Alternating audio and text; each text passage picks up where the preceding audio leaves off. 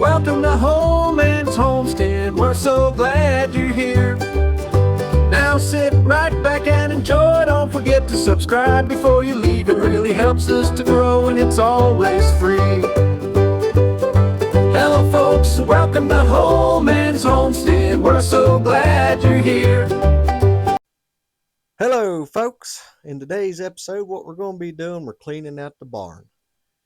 Now we always clean our barns out there and we pile it up and we let it sit over the winter. The wet, the rain, the snow, cold, it breaks it down. And what we do in the springtime, before the hay starts growing, we'll scoop it up and put it in a manure spreader and take it and put it on our fields. This year we'll probably add a little bit of fertilize along the way in some of the fields there that we've not really paid attention to in the last little bit. But come along today, that's what we're going to be doing. Now it gets close at times. There was no barn harmed in this episode there. It's close. You may see the roof raise up just a little bit here and there, but it come right back down. It's all right. Alrighty. I'll speed it up a little bit there to where you ain't bored quite as bad. Hope you all have a blessed day. Take care. Stay safe. Lord willing, be seeing you Wednesday. Hope you enjoy.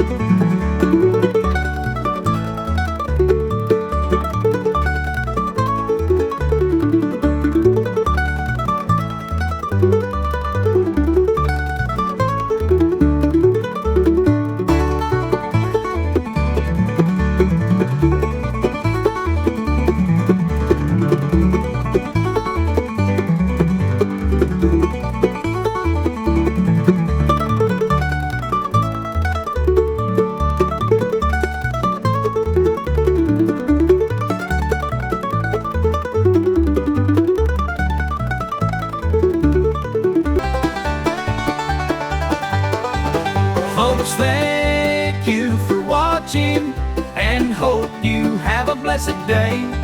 Stay safe and we will be seeing